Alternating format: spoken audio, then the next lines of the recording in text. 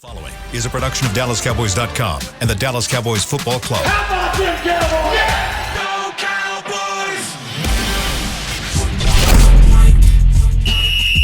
Let's go, baby! Are you ready for a break? Yes. Are you ready for a break? Absolutely. Ready for a break? Yeah, and so much for that. It's time for The Break on DallasCowboys.com. We were on the break! With Nick Eatman, Brian Broaddus, Ambar Garcia, and Derek Eagleton. It is Wednesday, April 12th, 2023, season 19, episode number 2. Welcome to the latest edition of The Break, live from the SWBC Mortgage Studios at the Star. We're presented by Miller Lite, the only beer of the Dallas Cowboys, and we got a lot of things we're going to talk about today. We're going to start off in our first segment talking a little bit about this title I'm going to call The Forgotten Ones. There are 5 players. Actually, it's more like 7 players that I think in the course of free agency and getting ready for the draft have a little bit been forgotten.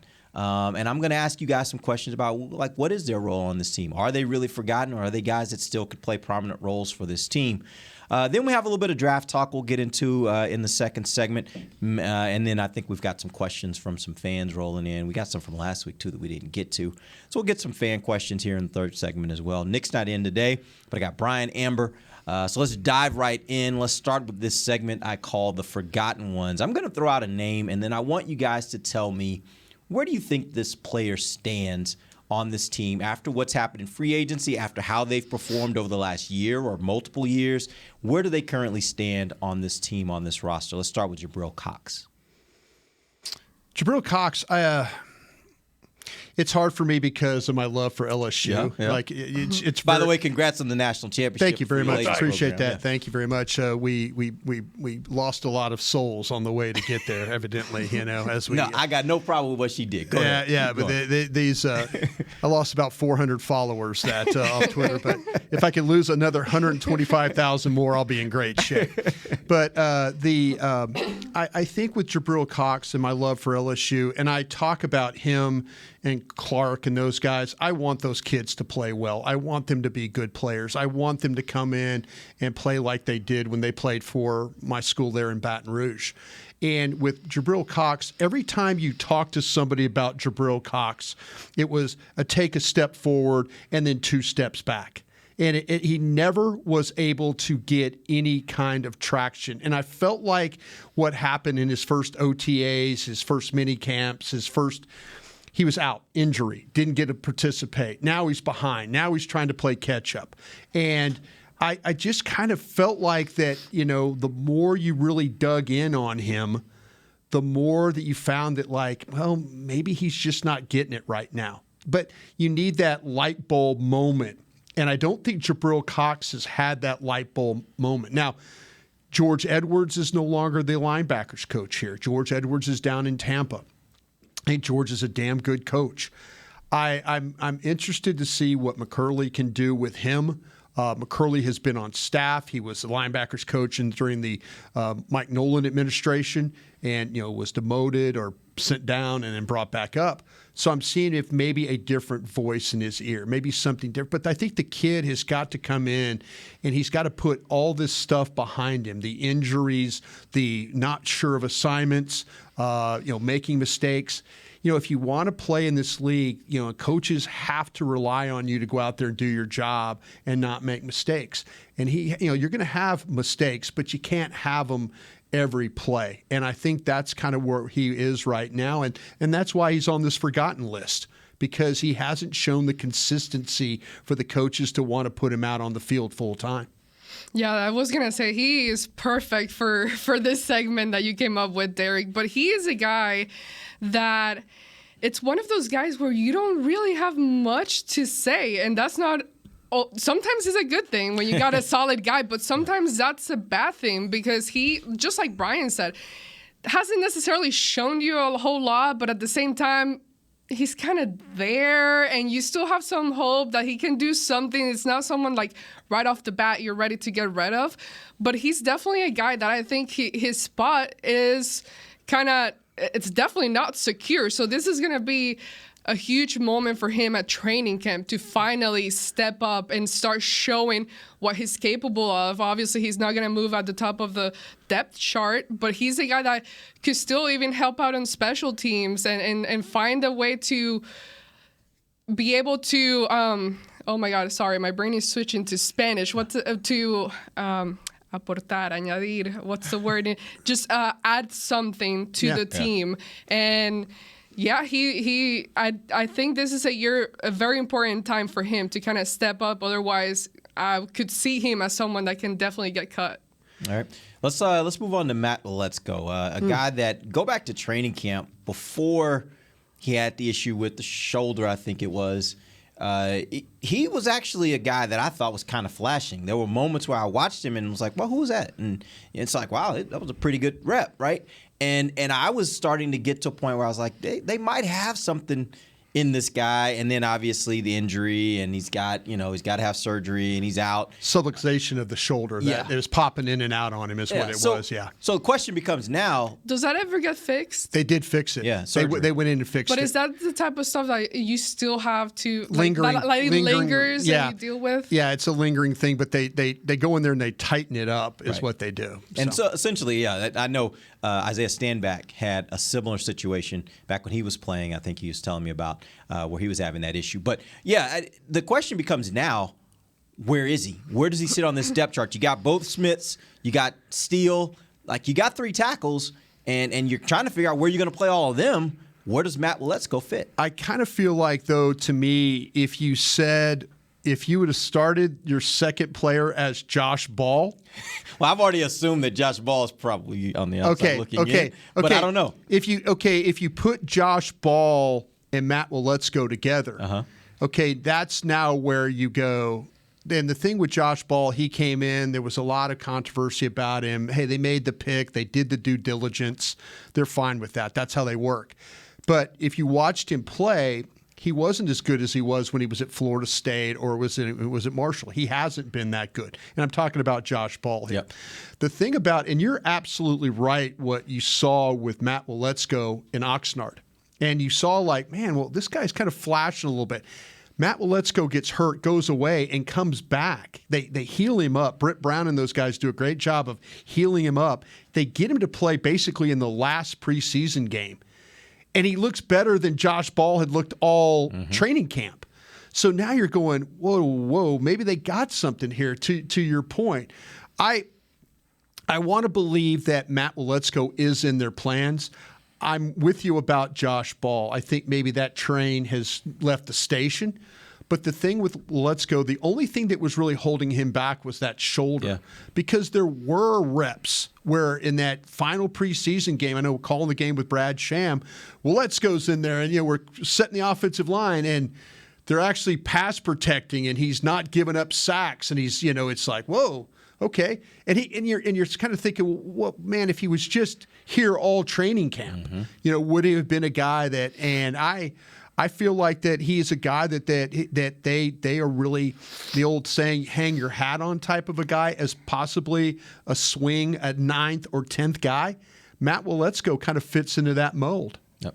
Yeah, really interesting to see what he does this year at training camp and how he progresses. When he came in, he was a guy that I wasn't completely bought in. Was it the last name? You couldn't pronounce the last name very well? I can say his last name. But it was more how tall he is, right? Which can be good, but sometimes when you're that not tall, wrong. You're wrong. It could be kind of awkward. It could be kind of awkward as far as the movements. But he came in, and you started seeing some of those flashy moments where you're like, okay, this guy can really do something. Unfortunately, he had the injury, but because of those moments, and I think he can use his height and his size to his advantage, and he has shown the ability to be able to move properly and not necessarily look completely off and awkward. So I still think he has a chance to contribute on the team. We still have this whole debate on what's going to happen with the starters at the tackle position. You're still trying to figure that out. But given the history of injuries and everything like that, I think he's a guy that wouldn't necessarily give you a whole lot throughout the season. But in cases of emergency, if he doesn't have a setback with the injury again or something else, he can still be a plug-in guy that can go in there and just be that type of Band-Aid to help you out when needed. That's why she's won sports Emmys. Oh my gosh. Because that's a really good point, because sometimes you have guys that are tall and they don't play with knee bend and they get overpowered and they look bad because they're giving up pressure, so they're not able to get any movement in the running game. For a tall guy, he does play with knee bend. Yeah. And that's something, the athletic ability and stuff. But that's an excellent point on her. Like, sometimes you see these really tall, awkward-looking tackles that are young and they're not strong enough, and they just kind of go by the wayside because they never are able to develop any knee bend or any power. Well, Let's Go is the guy that kind of is against that. He's proven that, well, maybe some tall guys can bend and can play with a little power. All right, let's move on. Let's talk about the cornerback position. There are 3 names I think we should talk about here.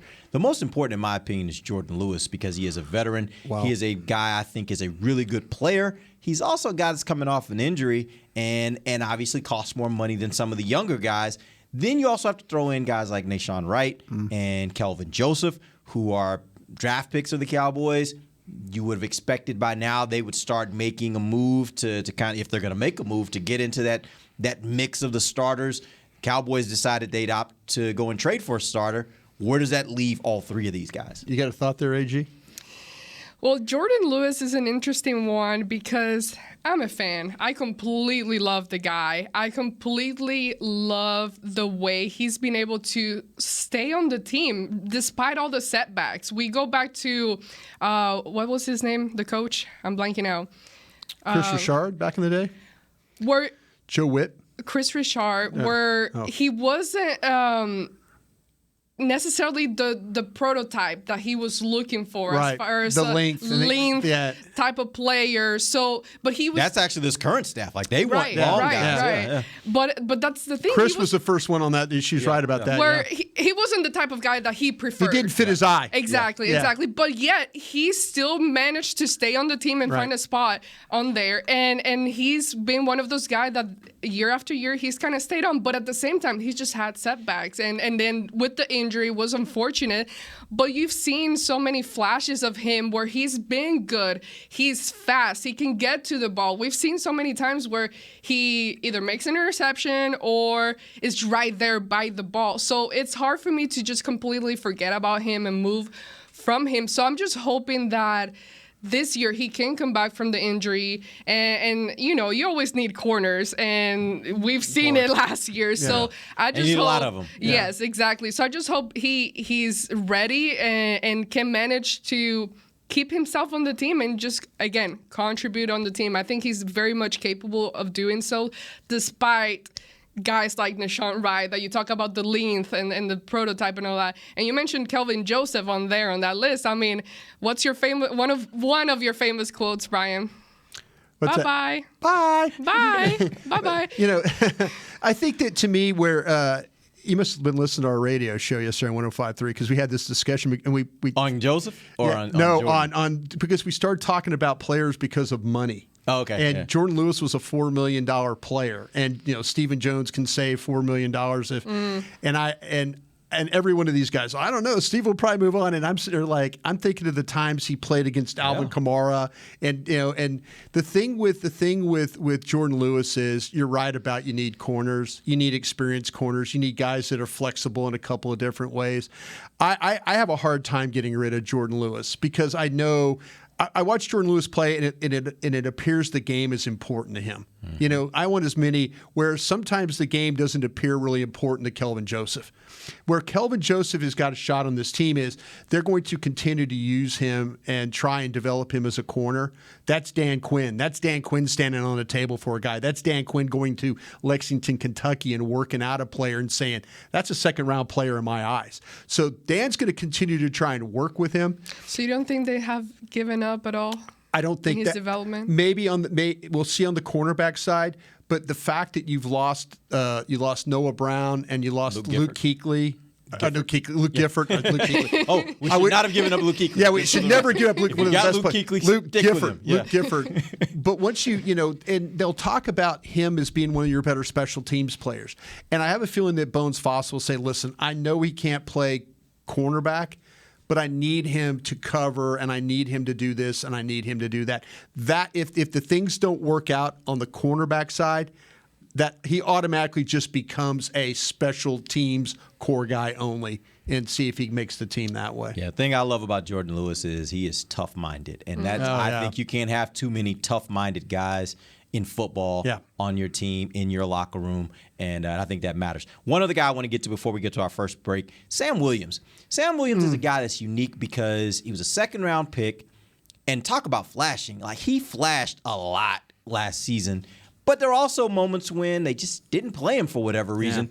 And so car wrecks. There was the car wreck. There was all that, right? But but then it starts to make you wonder, like, are they seeing something that's a little different than we've seen, or was that just a matter of it was his first year, they were acclimating him, they didn't really need to use him, they got a ton of pass rushers, and could this be a year when maybe you see that next step for Sam Williams where he really asserts himself to the point where he becomes your starter opposite DeMarcus Lawrence, or maybe takes DeMarcus Lawrence's position at whatever point they decide to move on from DeMarcus Lawrence? I don't think he's at a crossroads yet, but I feel like you're absolutely right that, and if you go back and you listen to how he was drafted, and that, again, a Dan Quinn go to Oxford, Mississippi, and go and work out Sam Williams, and talk about him. They come down to Tolbert and Williams for second round. Jerry Jones, as a general manager, steps up and says, "We're not taking Tolbert. We're taking Williams. Hand the card in. Let's go." That's the decision that was made. I mean, they had a discussion about will Williams be there, and they're like, "No, I don't think." That's the discussion. They thought enough of this guy to do that. Again, Dan Quinn going and doing the workout. I think he got caught up a little bit of the season was too long for him. The NFL season was too long for him.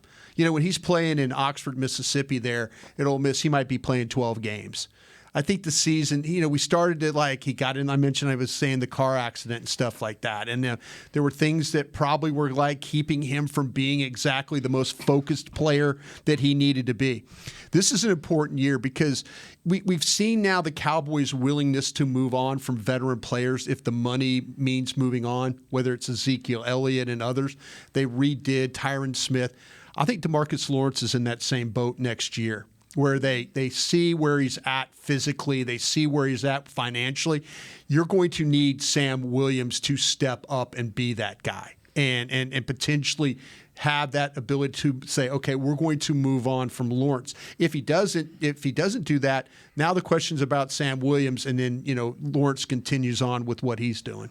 And I think he can definitely step up and do what he needs to do. I was very impressed with how he took advantage of the opportunities given to him and the fact that he didn't have too many hiccups. I mean, he got thrown out there, and he did what he needed to do. He performed and the personal foul penalties. You're like, come on, bro, you're a little too much here. Some of those. But you appreciate the play. Yeah, you no appreciate doubt. be a little smarter about how you're playing. True, which I guess hopefully comes with the experience where year two you learn from that. But as far as the other things, the good things that he was able to do, where we've seen it with when you throw guys out there, another guy that goes hand in hand, I think, with him, even though he did a lot better, was Deron Bland. He got thrown in there and was able to perform as well. So a guy like Sam Williams... Enough to talk to where you say, but what are you going to do with Jordan Lewis? Yeah, you got Bland that can play in the slot. Exactly right. So he's making that conversation a viable conversation. He put Jordan Lewis in the category of Derek's, what about these guys? Yeah, that's exactly right. Yeah. But I know we got to go to break, but I think Sam Williams, definitely a guy to look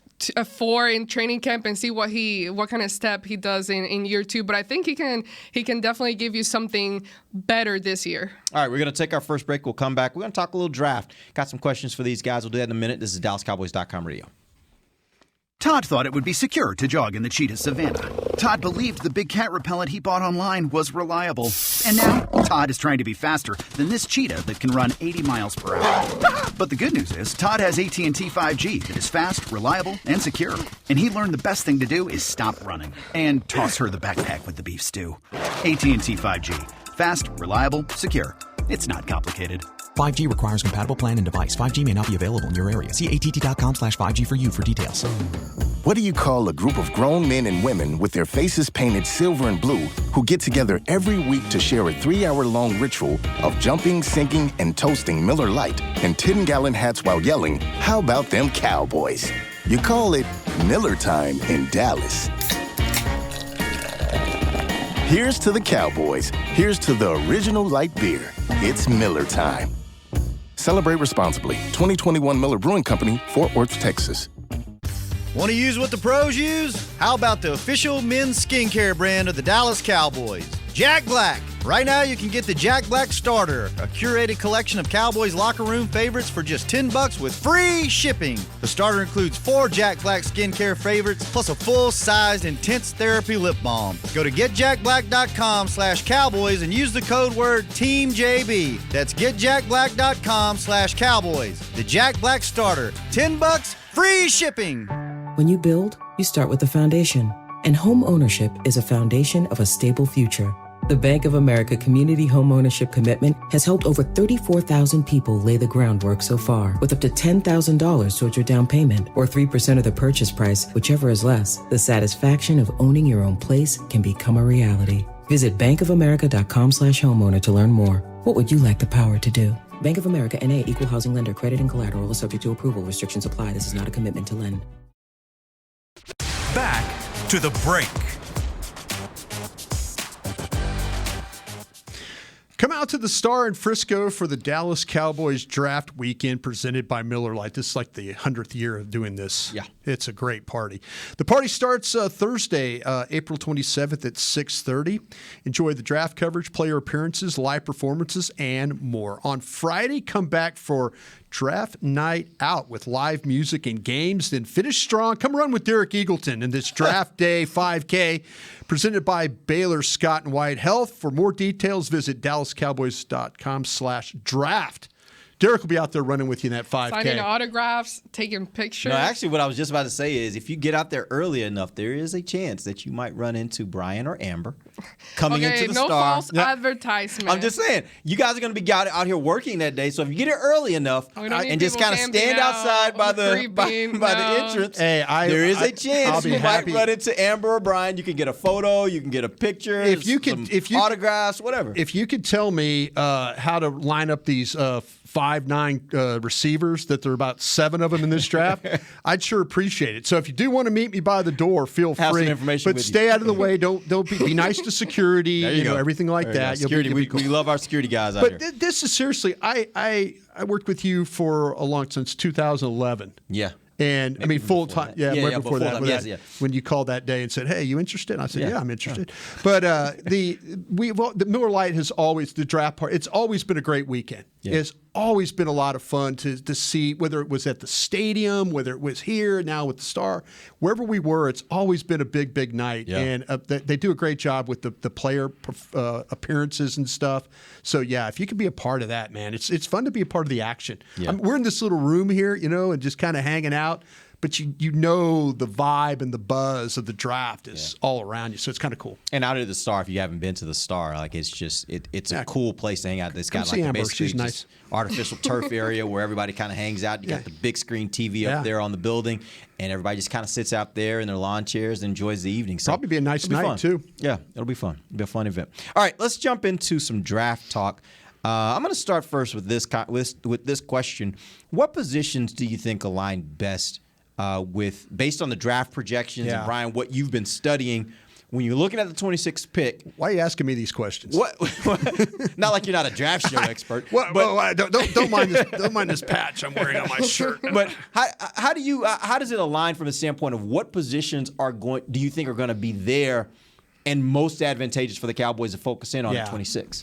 I'll tell you what, the unique thing about picking this late in the draft, that the board kind of comes to you, and you can kind of, you hope that maybe some guys slide to you along the way that you didn't expect. The CeeDee Lamb, the Cowboys have done a really, really nice job with Will McClay as getting their board organized and being prepared for any circumstance that might fall to them. And I think that's the great thing about it is there's not panic in that room. Oh my gosh, this guy showed up. No, boom, hold it, hand in the card. Let's go. And then their draft. That's why they do a really good job. Okay, positions.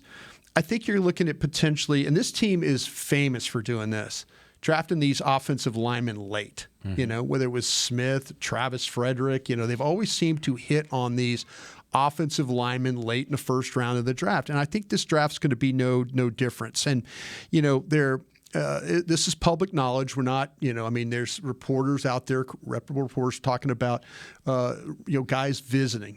Wright, offensive tackle from Tennessee, Darnell Wright is visiting the Cowboys. He's a guy that I look at as he plays tackle. You can watch him against the Alabamas of the world, the Georgias of the world, and he's blocking the better guys that we're talking about in this draft. And so a guy like Darnell Wright, you're looking at him and you're going, oh, wait a minute, Cowboys at 26? Oh, there's a possibility. So I think they're looking at the offensive linemen.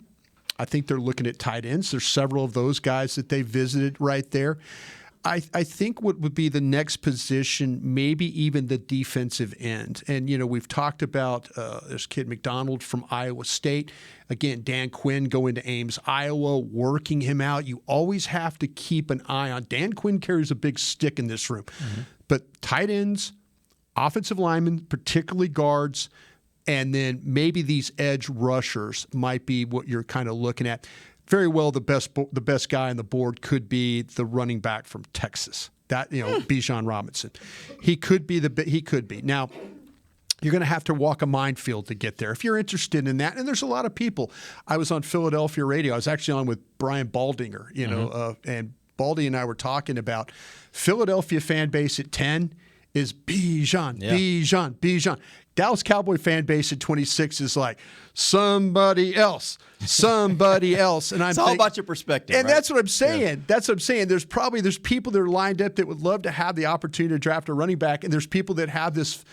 Let's not do this Zeke thing again. Let's not, and you're just that's the kind of where we're at right now. But this is what I don't understand about that argument. I love the player. You don't have to. You don't have to tell me. I know. The player. But I'm not even getting to Bijan. The people that want to rewrite history on Zeke, I think, is a miss. Nobody had a problem with the first 5 years of Zeke. The contract had a problem with. There you go. Yeah. And so Zeke played his butt off for this team for that first contract. Yeah.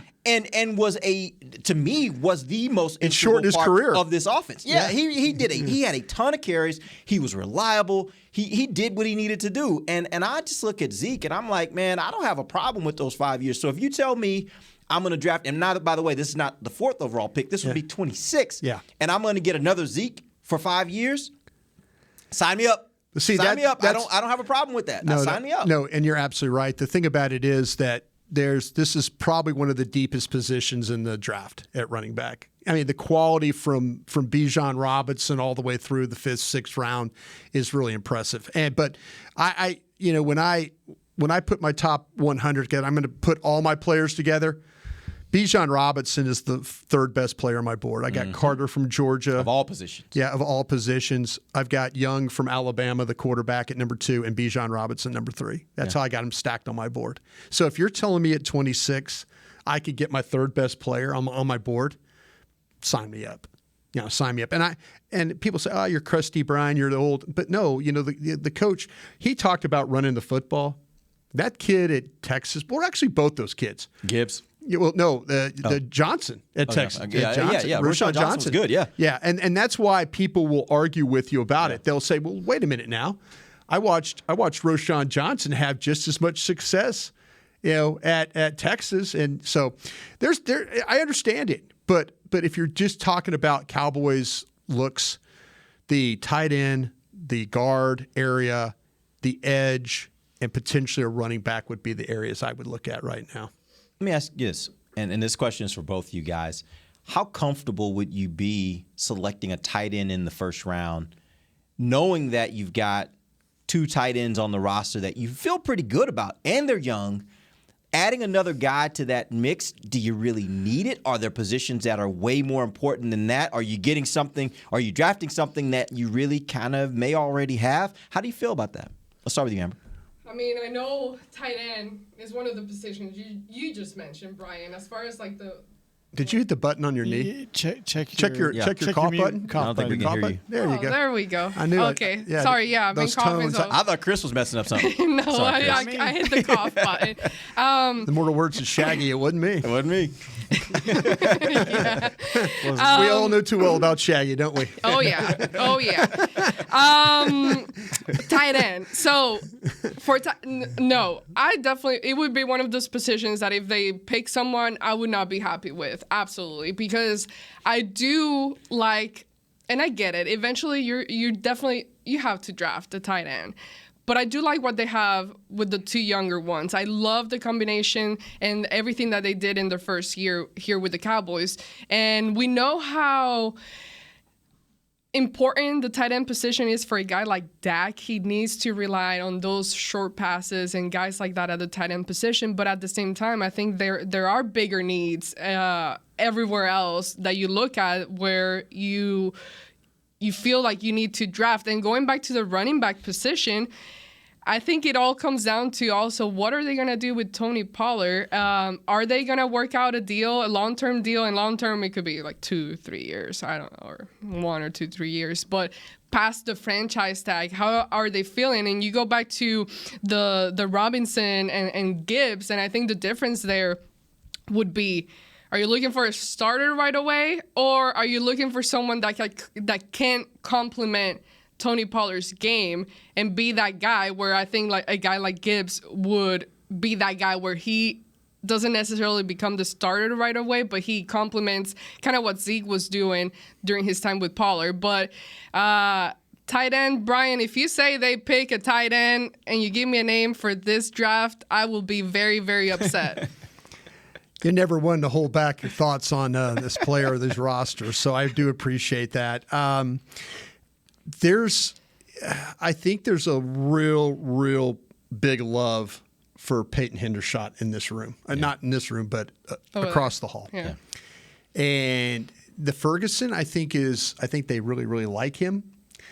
But they also kind of feel like, though, that there's some of these tight ends on this board that could be very much Travis Kelce-like tight ends. These tight ends that we watch that are so mismatch and they're so hard to cover in their weapons. And, I would be really interested because if Dalton Kincaid from Utah is on that board, he's 6'4", he's 246. He's got that kind of – he might be the next great tight end in the National Football League.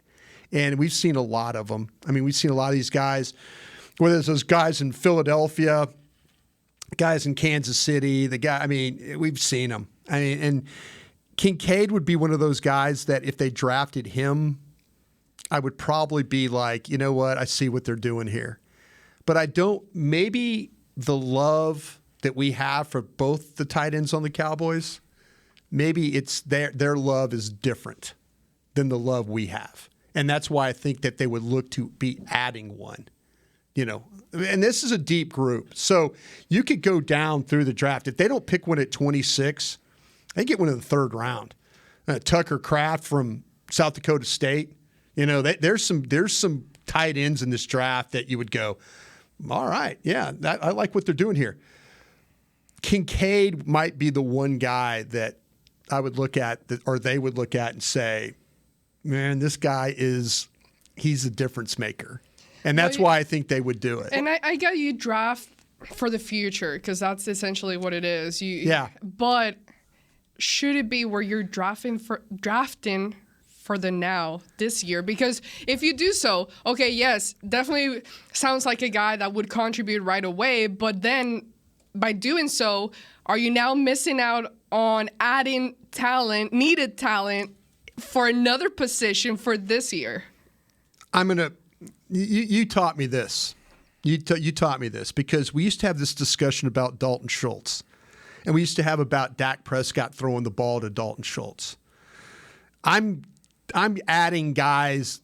Dalton Kincaid is so much better than Dalton Schultz, and when it comes to catching the ball, getting upfield, making plays, and all that. If you're really, really, really, really trying to help your quarterback, Dalton Kincaid, to me, is the type of guy that's better than any wide receiver that you could pick in this draft. And as far as and I think it would be interesting if it came down to Kincaid as far as helping your team. Mm-hmm. Kincaid, a guard, or Bijan Robinson.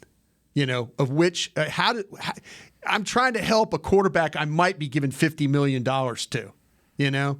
And so that's kind of where I'm at with the whole thing about drafting a tight end. Like I say, Kincaid, Meyer from Notre Dame, those guys, I mean, they've got the shot to be the next best ones. And I don't know if you're the Cowboys, can you pass on that knowing that your quarterback really thrives when he has a good tight end? And that's not to say anything away from Hendershot or Ferguson, but I think this guy's kind of a difference maker. And I if they have a shot to take him, I really don't know how they pass. Yeah. I really, really don't. Even though the guard, like to me, right. The tackle from Tennessee to play him at left guard and to keep Tyler Smith at left tackle would be super inviting to me. It would be super inviting to me. But I don't know. You're helping your running back and your quarterback. Yeah. Well, honestly, by doing so. That's the thing with Dalton Kincaid. My question just is he special? Like, if you're going to use a first-round pick, it's one of the reasons why I say for Bijan Robinson, I'm usually not in the boat of saying use a first-round pick on a running back. I got 20 first-round grades. But if he is special, then great, go for it, because a special player creates mismatch problems for the other team. And if you can do that with him, great. What I don't want to get is I don't feel like you should use a first-round pick for a guy that's going to be Dalton Schultz. Like Dalton Schultz, this guy's no knock on Dalton Schultz. This guy's better. Like a tight end that can just kind of run that little stick route, catch a 6-7. Yeah, and by the way, that's great. Yeah. My question would be, is he a mismatch problem and/or can he block? Okay. If he can do those things really well in addition to being a good receiver, then that makes it maybe worth it. I'll give you my order. I would take Robinson first, Wright second, Kincaid third. If you just looked at my top 100. Okay. 3, 19, 22. So I'm ranked. All right. Third, 19, 22. What's the likelihood that, obviously, I don't know that any of us think it's a great likelihood that the runner will be there. The other two, what's the likelihood they'll both be there or neither will be there? It's a coin flip on Mayer and Kincaid. It's a coin flip on those two. What you like, basically? I personally think that Kincaid will be there. I think he'll be there. I mean, there's a couple of these guys it's going to be close. It's going to be really, really close on if you're looking at, like I say, if you even like Nolan Smith, if you like Nolan Smith, the defensive end out of Georgia, I think it would be really, really close on him. I mean, somebody could very well slide to you that you're not expecting.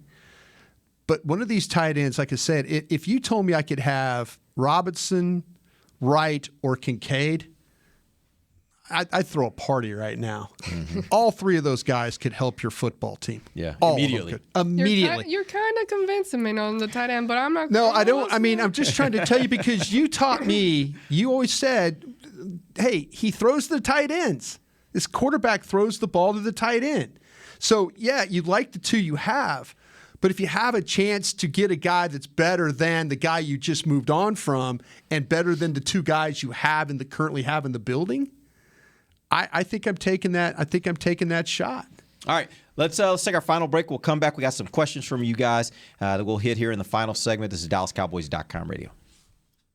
The season is finally here. For months, we've been gearing up to win.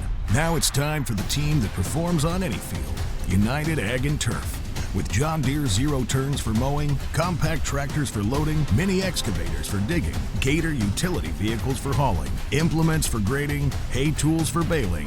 United Ag and Turf, for winning.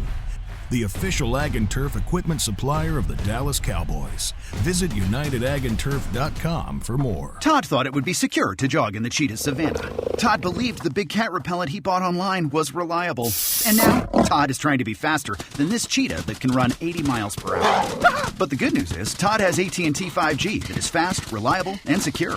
And he learned the best thing to do is stop running and toss her the backpack with the beef stew. AT&T 5G. Fast, reliable, secure. It's not complicated. 5G requires compatible plan and device. 5G may not be available in your area. See att.com/5G for you for details. This sweet! Did you get to work on time? Yeah, but I just realized it's Sunday. Little Sweet says head on home. Dr. Pepper's on its way. So sweet, unique. Baby, there's nothing better. I bet you've probably done something that deserves a Dr. Pepper. Did you invest your nest egg in an NFT? Yeah, and I don't even know what that is. It's a non-fungible token. Everyone's done something that deserves a Dr. Pepper. When you build, you start with the foundation. And home ownership is a foundation of a stable future. The Bank of America Community Homeownership Commitment has helped over 34,000 people lay the groundwork so far, with up to $10,000 towards your down payment or 3% of the purchase price, whichever is less. The satisfaction of owning your own place can become a reality. Visit bankofamerica.com/homeowner to learn more. What would you like the power to do? Bank of America NA, Equal Housing Lender. Credit and collateral is subject to approval. Restrictions apply. This is not a commitment to lend. Back to the break.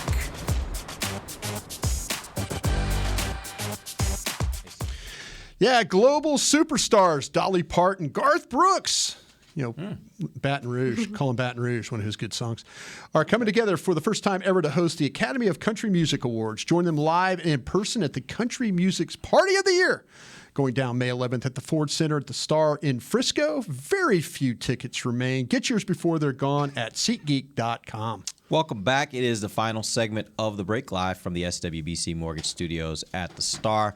Let's take a couple questions here before we end the show. Let's start with a Amber's about to go into a coughing fit. Yeah, either that or she's like, I'm not doing any questions. I'm not doing any questions. We got a question first. Yeah, sure. Well, this segment brought to you by blockchain.com. Oh, did I miss it? Thank you, Derek. I thought I missed that. No, actually, I should have said it in the last segment, Yeah. and I didn't. So we're going to make this third segment about blockchain.com. All right, let's do it one more time. There we go. There we go. Perfect. All right, Thank you, producer, our trusted producer. Got to have sponsors. Got to be happy. Make sure we stay on schedule here. All right, so let's talk about. Let's get this question from Tristan Shannon. He says, "Do y'all think kicker will be addressed before the draft?" You know what? If and I know you guys live in the building, and I was talking to some people that do live in the building here too. And Bones Fossil is, from what I understand, has a plan for this.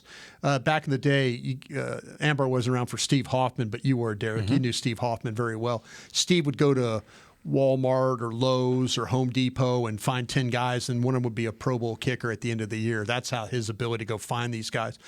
Bones, I'm told, has a plan for how he's got some guys in mind. We'll start to see maybe after the draft that develops. Well, evidently the best kicker in the draft is a young man at Michigan. We'll see. Last year it was Garibay and all these names we were hearing. They're like, oh, he's just as good as, and then we got to camp and it's not good. Back to Brett Maher kind of a thing. So from what I'm told, he has a plan. He has an idea. He has some names. And he'll probably work through those names after the draft, from what I was told. Bringing some competition. And if one thing, you learn from last year and what you saw, you definitely don't want to go down that path again. And what's crazy is you always talk about you don't necessarily have to have three kickers out here kicking the ball. Like, it's one of those things like, okay, you already know kind of what they are and there's a list and you just call them up and bring them in and all that. But it doesn't seem to have been working out, and you can't just wait to the last minute till we're sitting here next year saying, well, who's out there? Yeah.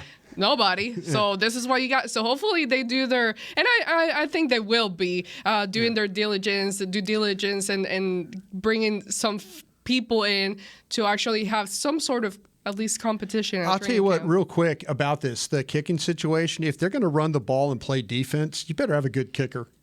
You better have a good kicker because you're probably going to be in a lot of tight games. If you're interested in kind of maybe keeping the score, at a certain level or comfortable with how you're going to play the game, you better have a kicker that's knocking home field goals and not missing, because you're going to be, if that's the game plan for offensive football around here, then you better have a kicker that can convert when you need to. All right, we appreciate you guys joining us. We'll be back next week, next That was Wednesday. the shortest segment on earth. I know. That's I what think happens it was when all we the run long on the commercials other we two. had to get. Yeah. But we'll be back next week. Nick will be back with us. We'll start getting you guys ready for draft and much more next week because we only got Promise to be 2 more better. weeks. We got 2 more weeks before 15 this days. thing. I saw it. You have a nice little clock outside of your building. It's coming up quick. It's Yeah. coming up really quick. But you can stay tuned here on Cowboys.com and on our app for the draft show. It's coming up here at 11 o'clock. Absolutely. Brian and his crew will be all over the draft. They've been killing it with some really great conversations about the draft. So if you want to know more about the draft, that's the place to be. Appreciate you guys joining us. We'll be back next week. Until then, for Brian Broaddus and Amber Garcia, I'm Derek Eagleton.